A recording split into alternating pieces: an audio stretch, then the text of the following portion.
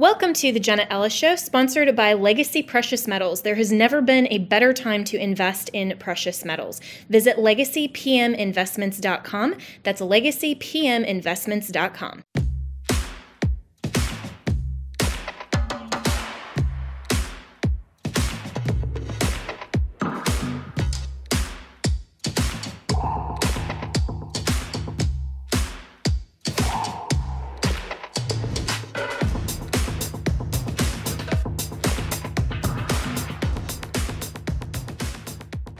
Good evening and welcome to Jenna Ellis tonight. So the Republican base is very frustrated about how the impeachment of Secretary Alejandro Mayorkas was just summarily dismissed yesterday in the United States Senate, and looking at Republican leadership in the House in particular, but overall in Congress, and thinking, what are you doing? There are really these hollow victories like getting the articles of impeachment passed, but then Democrats can just ignore all of the rules, all of the precedent, and everything that they've said before. So I'm old enough to remember when Chuck Schumer was on the floor of the Senate arguing for the impeachments of Donald Trump. You have to hold a trial. It doesn't even matter that he's out of office in the second impeachment.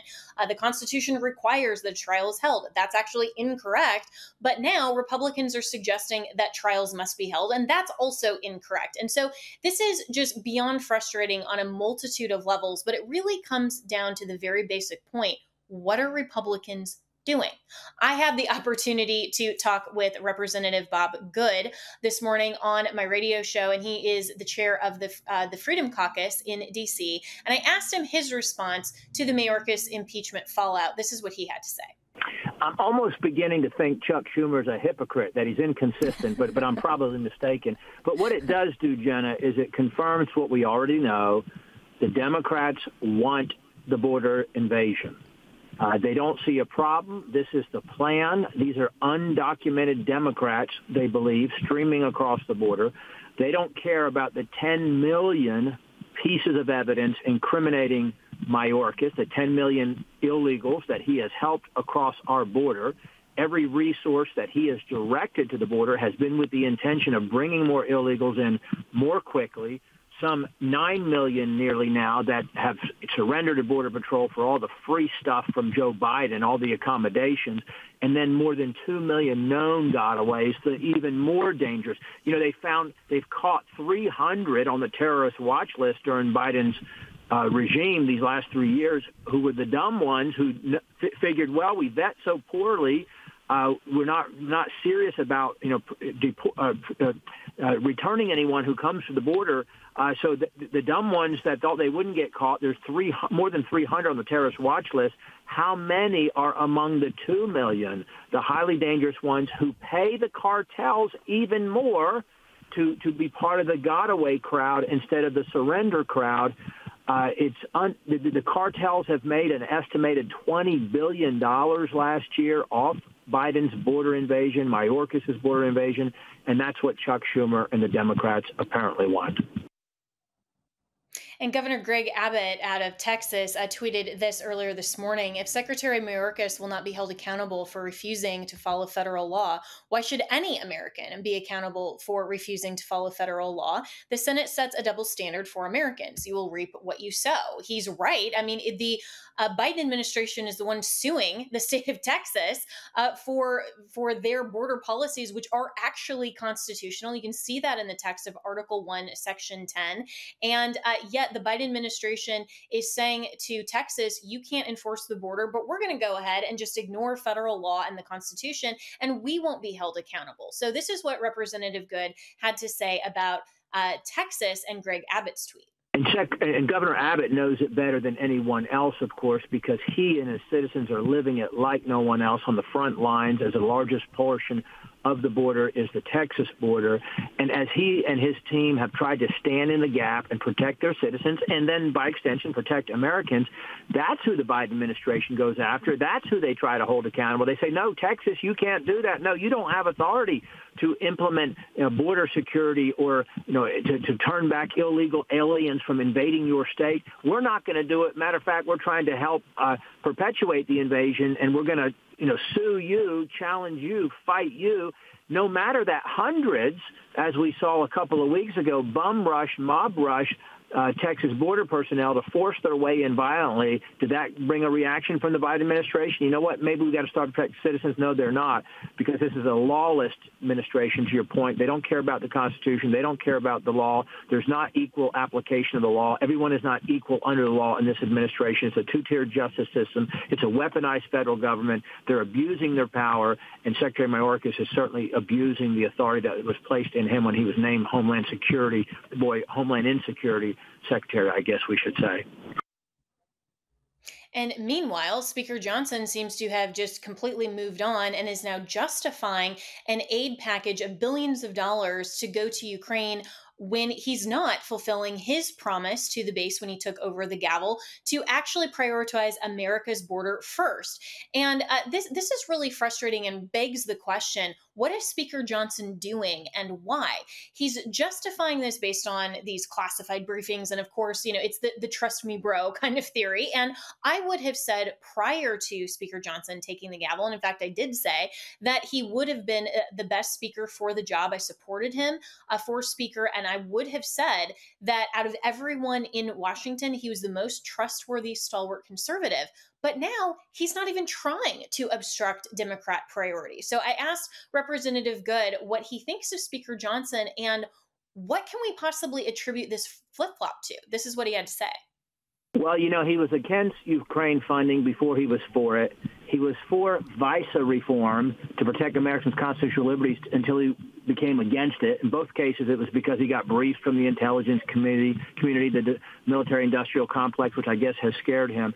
He was for using Ukraine, the Democrats' desire for Ukraine to secure the border. Now he's against that, and he has decided that any amendments that we make to try to force border security onto this supplemental for Ukraine will be considered not germane, meaning not relevant to the subject matter, and those amendments are not going to be allowed. So I don't know who he's listening to. I don't know why he's listening to them. I don't know why he's changed his position on so many things, but it's certainly hurting the American people. It's hurting our national security. We don't have the $100 billion that we're borrowing to send over there. I don't believe there is a relevant American national security interest in doing so, and we certainly ought to be putting our country and our border first.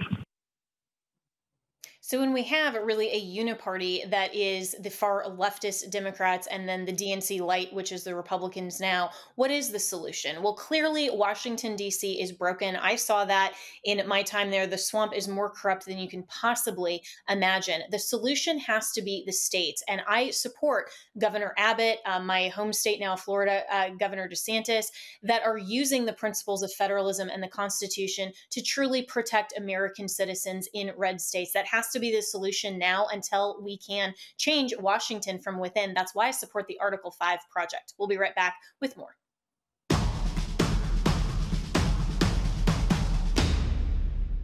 Throughout history, there are clear moments that define our nation's path, and now you can own a piece of that history. I'm thrilled to announce the official Newt Gingrich contract with America coin from our friends at Legacy Precious Metals in partnership with Speaker Gingrich. This limited edition 1 ounce 99.99% silver coin commemorates the historic victory in 1994 when the Republican Party, under Speaker Gingrich's guidance, took control of Congress.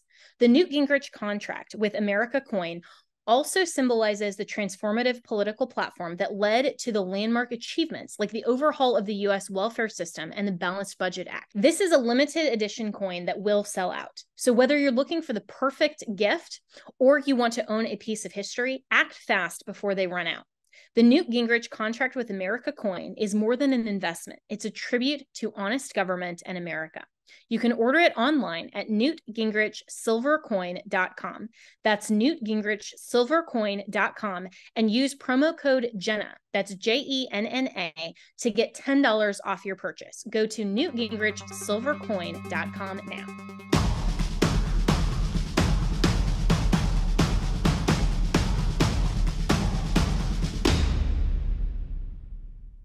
And now we'll get some reaction from our power panel with everybody's favorite Thursday segment, the Thursday Roundup.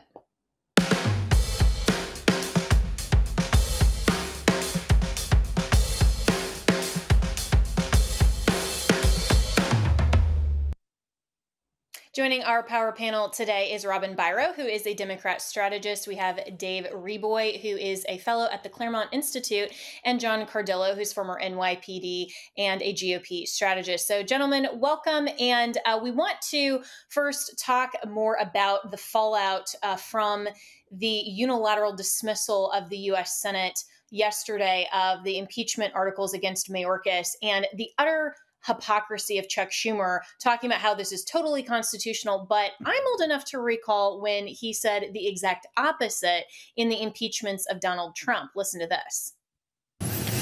Now, as I mentioned, the Senate will also conduct a second impeachment trial for Donald Trump. I've been speaking to the Republican leader about the timing and duration of the trial, but make no mistake, a trial will be held in the United States Senate, and there will be a vote on whether to convict the president. I have spoken to Speaker Pelosi, who informed me that the articles will be delivered to the Senate on Monday. Now, I've heard some of my Republican colleagues argue that this trial would be unconstitutional because Donald Trump is no longer in office, an argument that has been roundly repudiated, debunked by hundreds of constitutional scholars, left, right, and center, and defies basic common sense. It makes no sense whatsoever that a president or any official could commit a heinous crime against our country and then be permitted to resign so as to avoid accountability and a vote to disbar them from future office. Makes no sense. Regardless, the purveyors of this unusual argument are trying to delay the inevitable. The fact is, the House will deliver the article of impeachment to the Senate. The Senate will conduct a trial of the impeachment of Donald Trump. It will be a full trial. It will be a fair trial. But make no mistake, there will be a trial, and when that trial ends, senators will have to decide if they believe Donald John Trump incited the insurrection against the United States. All right, Dave, your thoughts on the utter hypocrisy of Chuck Schumer and, saying yesterday that the Senate shouldn't be forced to waste time if the House just wants to deliver articles and they can summarily dismiss them.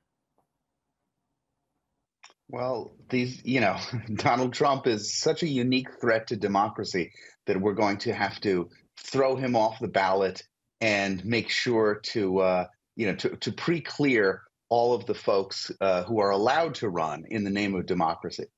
That's what you're seeing now. Yes, it's hypocrisy. Yes, this is what the Democrats do all the time. It's not at all surprising because this is what it is.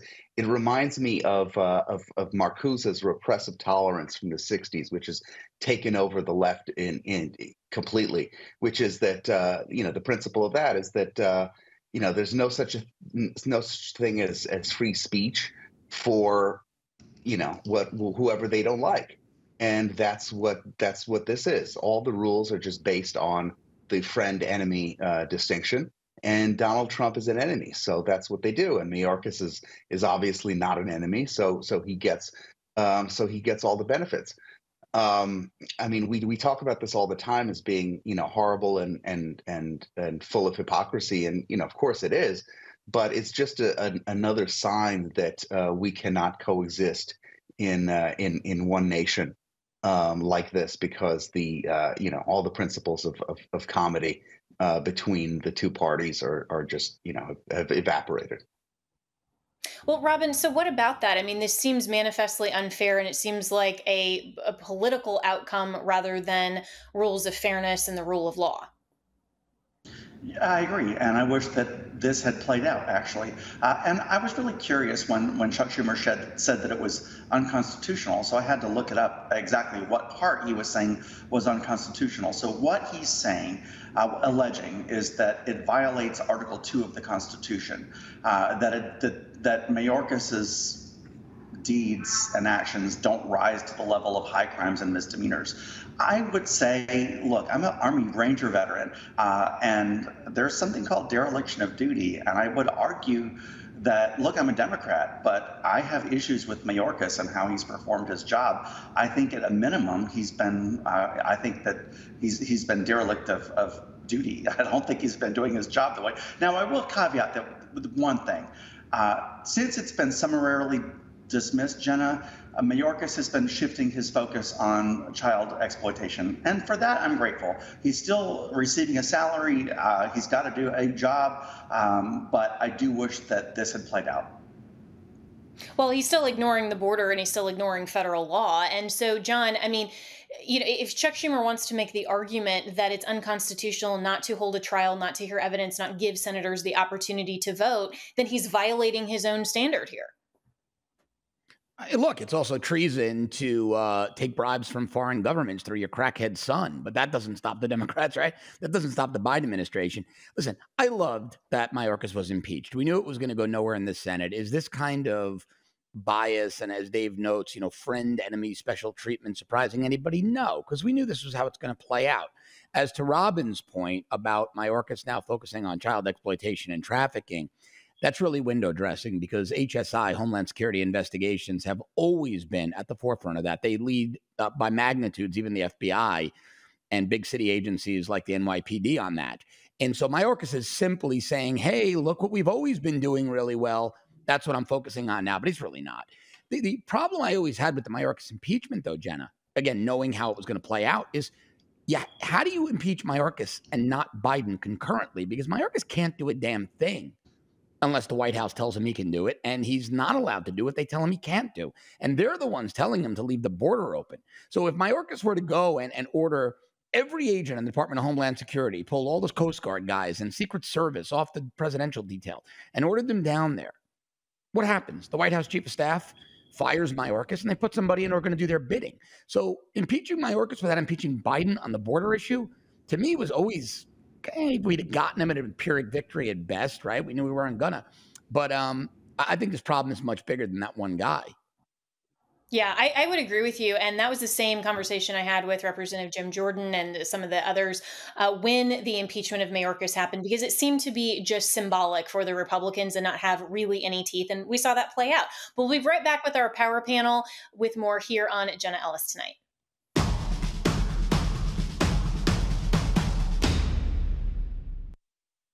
Well, friends, you might have heard that Mike Lindell and MyPillow no longer have the support of their box stores or shopping channels the way that they used to. They've been part of this cancel culture, so they want to pass along the savings directly to you by having a $25 extravaganza. I love that word, extravaganza. When Mike started MyPillow, it was just a one-product company. With the help of his dedicated employees, they now have hundreds of products, some you may not even know about. To get the word out, I want to invite my listeners to check out their $25 extravaganza. 2-pack multi-use MyPillows are just $25. MyPillow sandals, also awesome, only $25. Their 6-pack towel sets are $25. And brand new 4-pack dish towels, you guessed it, just $25. For the first time ever, the premium MyPillows with the all-new Giza fabric, just $25. And orders over $75 will receive free shipping too. This amazing offer won't last long. Go to mypillow.com, use the promo code Jenna, or call 800-564-8475 today. That's 800-564-8475, or go to mypillow.com and use the promo code Jenna.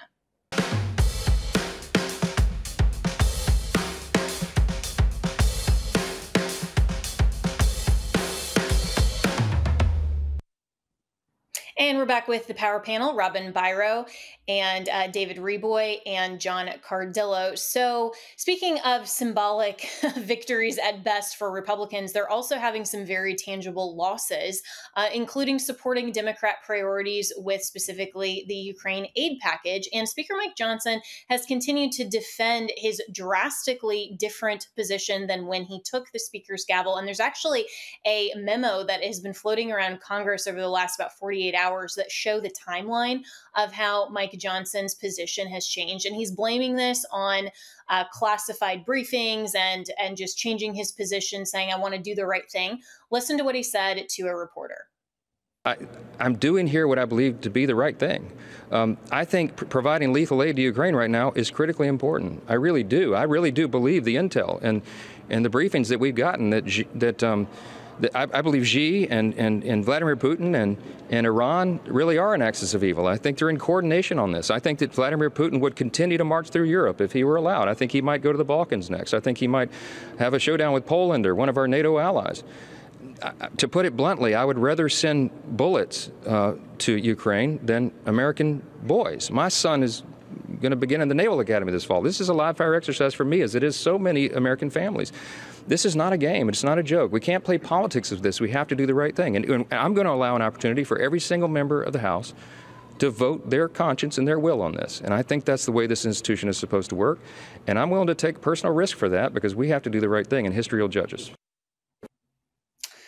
All right, John, do you buy that from Speaker Johnson? Is that really the only two options, is sending our American boys over to Ukraine or sending them billions of dollars in aid?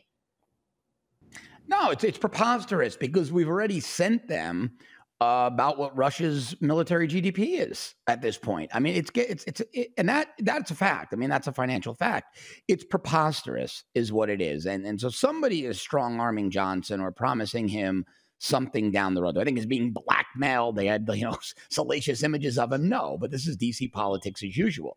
And maybe it's Raytheon and the McDonnell Douglases of the world and all the big defense contractors promising they're going to donate a ton of money to him if he runs for president or Senate one day. Who knows what it is, right? There are a million incentives we can speculate about. But to send more aid to Ukraine, when if you know anything about the situation on the ground there, and I do, on the other side of my life in business, the only entities being paid are Lloyd Austin's buddies, are the Raytheons, the McDonnell Douglas, all the big defense contractors, the mid-tier defense distributors, and the smaller operators on GSA schedules or selling direct to Ukraine have all stopped selling because whenever they see a request for proposals or a spec sheet with the Ukrainian Ministry of Defense, the UMD, they know they're not going to get paid. They've been stiff. So the big question is, where is that money going? And why are only buddies of the defense secretary, those massive companies, receiving funds in a timely fashion, if at all? I think Elon a couple of months ago on Twitter even addressed this. Somebody made this comment. I concurred. And then Elon had stepped into that person's comment and asked the same question. Why are only the big guys getting paid? There's something really shady going on here between the U.S. defense sector, the real big guys, and Congress. Well, Robin, you're a military veteran. What's your analysis? There's a couple things to unpack here. First of all, Mike Johnson's days are numbered because of this, frankly. It's just a matter of time before he's also thrown right out unceremoniously, just like his predecessor. I would argue that aid to Ukraine is still needed because the cost of just letting it go is too significant to the United States. We would have to send so many hundreds more stealth bombers at $300 million a piece to patrol the area. So it actually will save us money in the long run, especially if we send like decommissioned equipment like we have been doing. We have to spend that money wisely. Now, I've seen gross mismanagement of military funds during my time in the military. So I think that it's probably happening again here. I think that they're just throwing money, dumping money at this problem, and not doing it in a smart way. It's mind-blowing, Jenna, when you're boots on the ground. When I was boots on the ground overseas in Afghanistan, to see the sheer volume of of tax money that was just wasted, and I fear that that's happening again. Yeah, and without securing our own border, which is what Mike Johnson originally promised when he took the gavel, that if there was before there was going to be any foreign aid to any of these other overseas conflict, we would first secure our border. But Dave, he's totally abandoned that promise. And so is Marjorie Taylor Greene and Thomas Massie, who's now joined in that effort to vacate the chair, is that the solution? Should we wait to November, or should we do kind of the Massie approach that's saying, let's get in conference and agree on who is the next speaker before we actually file the motion to vacate? Well, I mean, I think Massie's right about that. Oh, I'm sorry. Yeah, go ahead. Go ahead, Dave. Okay. Yeah, I think Massie is right about that. And the big insult is, look, I don't think that obviously the Republican voters are not too keen on continuing to fund Ukraine. That's one. But number two is I think that we would accept it if we would really see some movement on the border, which is something that has been a top priority for Republican voters for the last 20, 25 years. And we saw it, I mean, with the border being as much of a mess as it has been, especially in the last several years, but kind of dramatically so in the media for the last 6 months, to see a Republican speaker just walk away from that issue. I had a feeling when it became time for Texas versus the Biden administration, I had a feeling that nothing would happen with all that energy and all that attention. And again, the Republicans snatched defeat from the jaws of victory. They did nothing. And it's just, I see this, and it's just a tremendous slap in the face. And if Republicans in Congress are going to get together and try to pick a new speaker, item number one needs to be the border. Do what you want as far as the foreign aid packages. That's fine. But if you're not going to secure the border, we should not be doing anything. Yeah, and I just don't get why Speaker Mike Johnson isn't standing firm on that, at least. If all he was doing was obstructing the Democrats and saying, before you can do any of these things like funding Ukraine, or even funding Israel, which is something that Republicans want, we have to fund the border and secure our border first. That should be a very easy proposition. But to John's point, it seems like there are a lot of other incentives there. So we'll continue to monitor this story, and we'll have our power panel back in just a bit. And we'll be right back with more here on Jenna Ellis Tonight.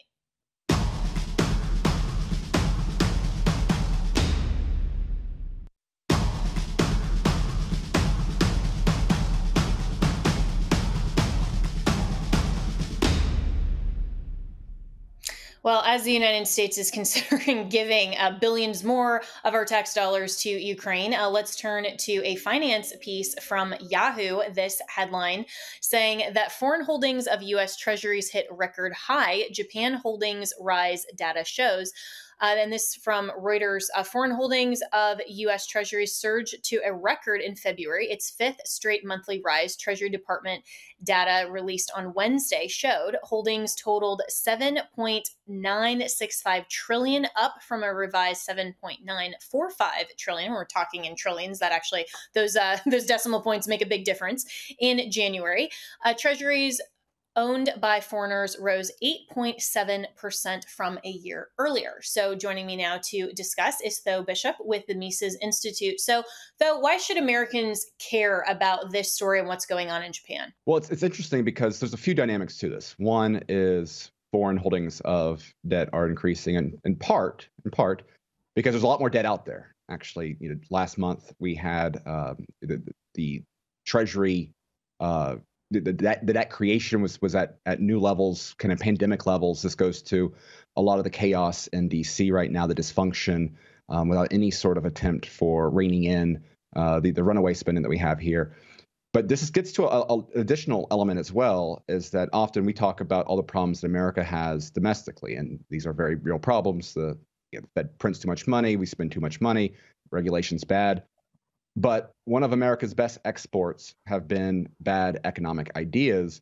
And so the reason why all of these problems have not done more damage, that inflation's not worse than it otherwise would be, is because the geopolitics of this all, the connectedness of the global economy, the question is not the wisdom of what the Fed is doing in a vacuum. It is how it compares to other central banks. And so that's when you look outside of the US, the problems that we critique here domestically and that we need to fix domestically are being replicated often at much greater extremes elsewhere.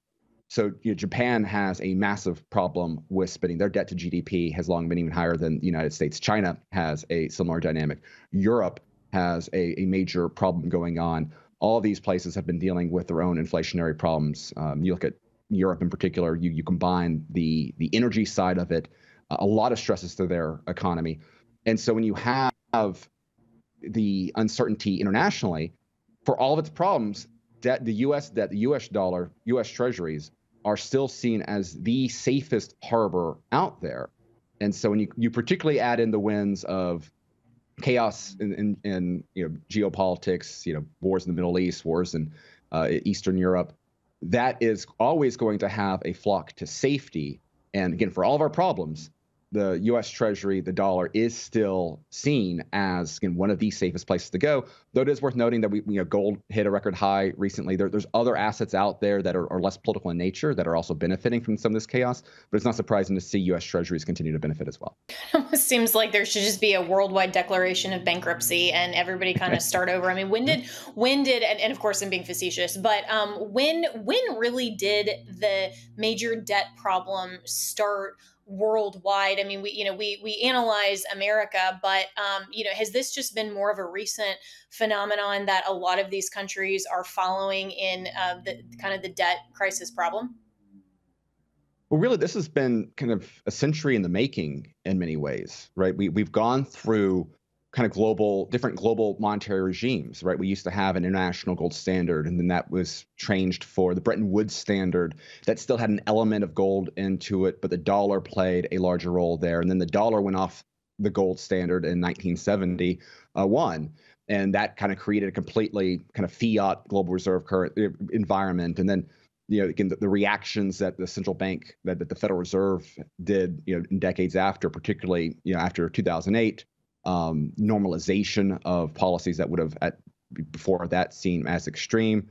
2020, we had, again, you saw kind of global coordination, right? Most countries, most central banks acted the same in the faces of these crises. And it goes to, I think, a larger problem of intellectual capture, right? When most central bankers are taught in very similar environments as ours, the policymakers are going to respond very similarly globally, even if you do not have them necessarily coordinating directly on policy. If they think alike, the reaction is going to be the same. And so that's the problem, is that we have an entire global economy ultimately grounded in this philosophy of inflation, of credit creation, of spending.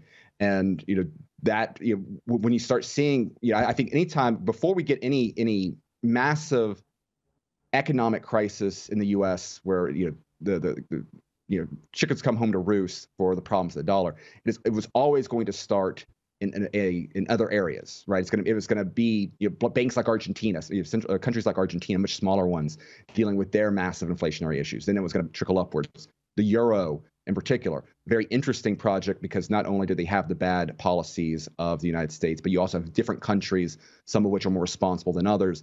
That is kind of a very interesting basket in itself that's all kind of underneath a common currency there. So there's all these very fascinating international flavors to this. The dollar, again, we have the benefit of being the largest pool out there. We've got the strongest network. Now, of course, when we say that, one of the countries that has decreased its treasury holdings, as mentioned in that article, is China.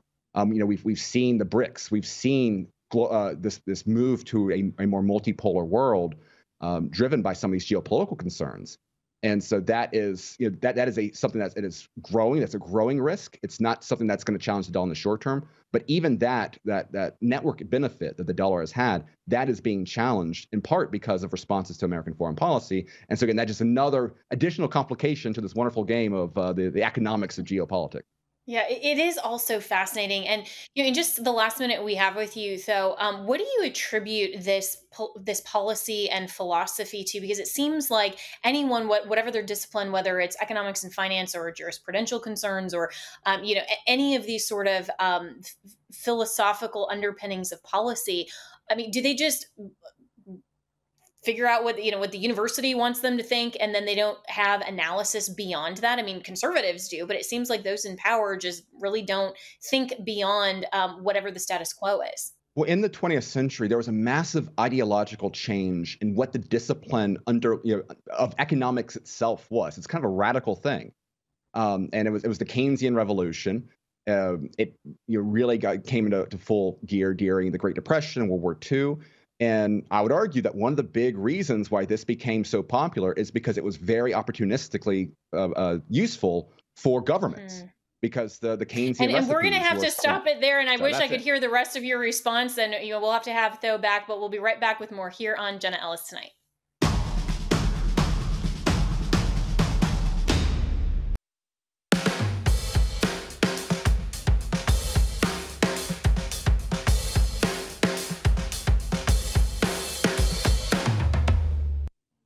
And we are back with our power panel, Robin Biro, who is a Democrat strategist and former U.S. veteran, Dave Reaboi, who is a Claremont Institute fellow, and John Cardillo, who's former NYPD and a GOP strategist. So our last headline from the week that was really fascinating is this NPR story, because their CEO announced that she would be taking over NPR back in January, but it's really just become really, I think, big attention now that people like Christopher Rufo are showing some of her past tweets and comments about how leftist and woke bias she really is. Listen to this. The number one challenge here that we see and is, of course, the First Amendment in the United States is a fairly robust protection of rights. And that is a protection of rights both for platforms, which I actually think is very important, that platforms have those rights to be able to regulate what kind of content they want on their sites. But it also means that it is a little bit tricky to really address some of the real challenges of where does bad information come from and sort of the influence peddlers who have made a real market economy around it. So, Robin, this is government-funded NPR, and she sounds a lot like Justice Jackson, who's talking about, the First Amendment being a difficulty to Democrats kind of getting what they want in terms of regulating and censoring speech. So, is the solution to defund NPR? I think NPR needs to be privatized.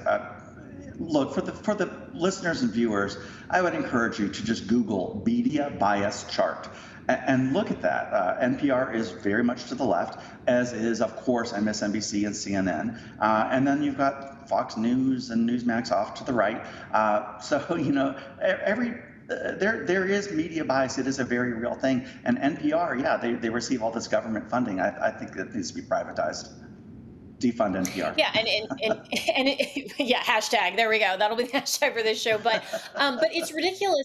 Government funding is going to this type of bias when, we see other platforms like Salem Media, for example, that we're on right now that, has to enterprise our own advertisers, generate content. We don't have any sort of government funding, nor I don't think I would want it for exactly that reason. And NPR can then have a perspective. But this government funding, John, gives them kind of this aura of non-bias or just pure reporting. But really, this is no different than, CCP propaganda that is government-funded bias. Yeah, and Salem's a great example because it's a publicly traded company, right? So if they don't perform, their investors get very upset because the stock fails and the board of directors starts removing leadership. This woman, as a far leftist in a government-funded entity like NPR and the Biden administration, could have a job for life. I mean, it's like she got a federal judgeship. But I need to stress, I'm glad you mentioned Chris Rufo. If people aren't following his commentary on this, they're missing amazing content on X, right, formerly Twitter. But how radically left-wing this woman is. She's for eradication of the Second Amendment, of the First Amendment. She says things like, well, the truth gets in the way of a good narrative. I'm paraphrasing.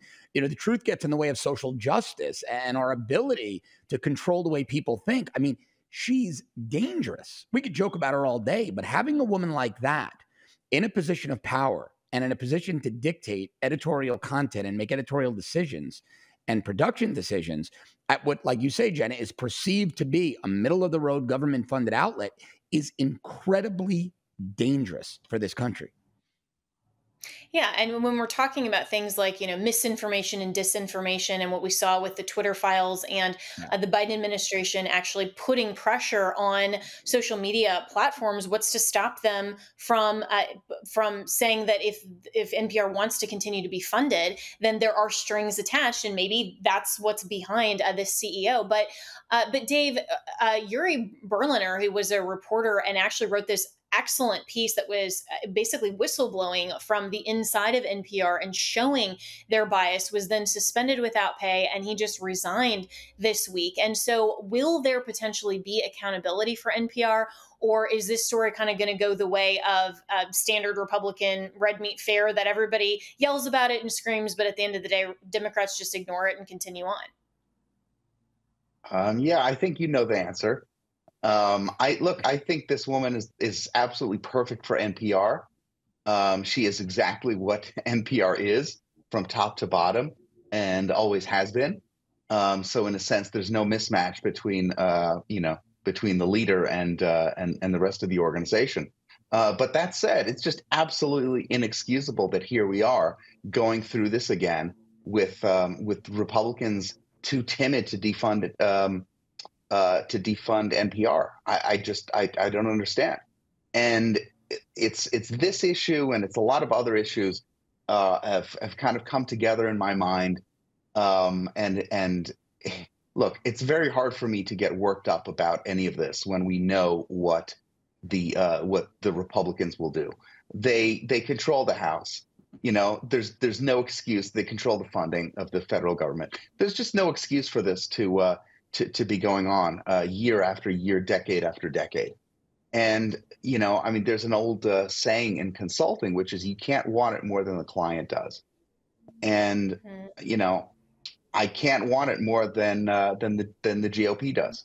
You know, I'm sorry. If they're not going to do anything about it, then, you know, then my blood pressure doesn't need the constant ups and downs and outrage. Yeah, well, John, coming back to you for a second, I mean, why can't the House do something like Johnson saying, hey, if you want the aid package, well, then the Ukraine aid package, we're going to take some funding maybe from NPR, from the United Nations, from, you know, some of these other things that Congress does fund that are these woke leftist priorities, and do kind of the Chip Roy method and reappropriate. But it seems like Republicans just don't even have the courage to do that. Chip Roy And we've only got about a a minute gem. left. Yeah, Chip Roy's a gem. He doesn't care. But the rest of these guys, they want to be loved by the media, right? I mean, Mike Johnson is out there. He's a run-of-the-mill politician. I'm so sick of hearing how conservative he is and how ethical he is. He sold us out in a matter of weeks, right? It's about the money. It's about the power, and it's about positive press in their districts. Local media is pretty left-wing around the country. I think Johnson's afraid, and I think the Republican Party is at a point where it's an embarrassment to those of us that have supported the party since high school. The current Republican Party is feckless, gutless, spineless, needs to be burned to the ground and resurrected with people that actually care about this nation, because this bunch of morons certainly does not. Yeah, well said. And I think that's true for both parties, or what we should call the uniparty that is in DC. Yeah. Just burn it all to the ground and let's start from the beginning. Maybe we need to have kind of a new founding. But thanks, gentlemen. That's all the time we have here on Jenna Ellis tonight. I'll see you tomorrow for a great Friday.